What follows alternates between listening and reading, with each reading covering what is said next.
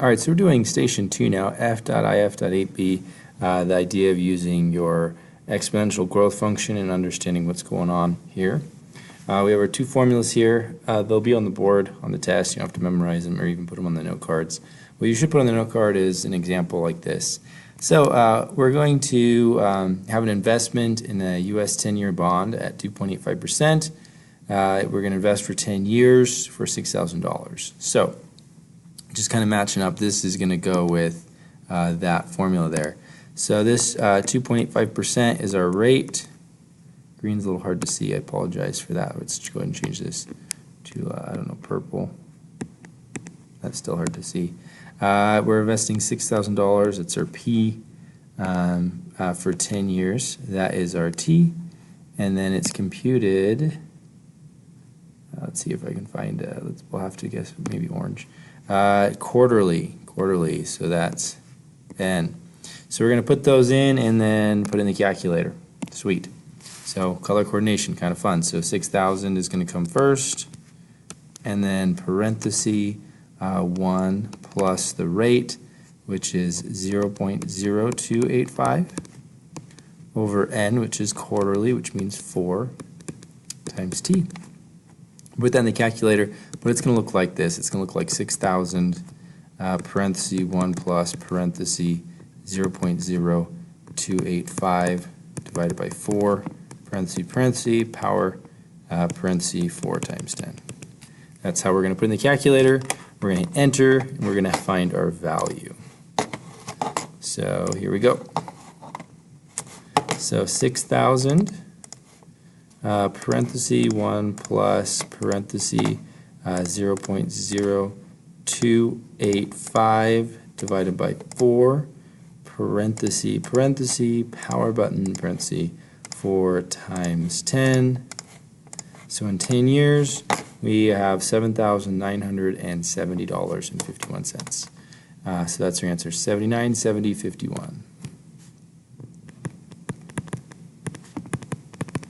And that's how much money we made. So we basically made $2,000 without working. So you can imagine if I put $1 million in, I'm making a lot more money without working.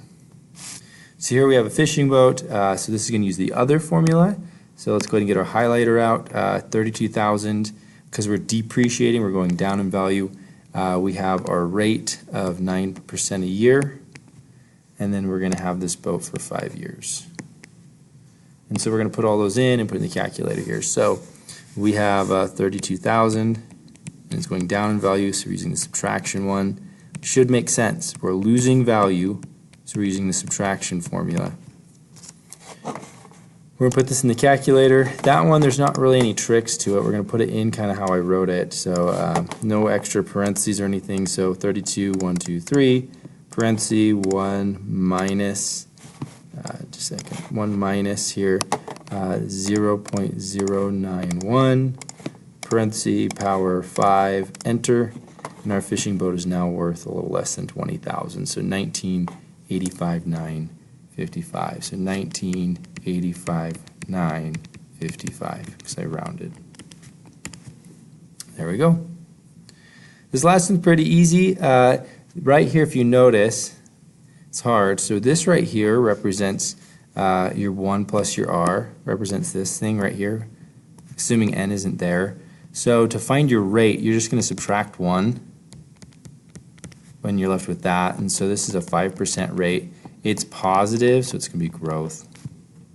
Same here, subtract 1, it's going to be negative 0.04. So it's 4%, but it's negative, so it's decay. Same here, 13%. Or 0.13. It's growth because it's positive. So again, not too hard with these formulas, but again, these are pretty important to understand where your money's going, because if you borrow money, so like number 1, here we're making money off the government, but if we give our money to like a car dealership on a car loan, the car dealership's making money off of us.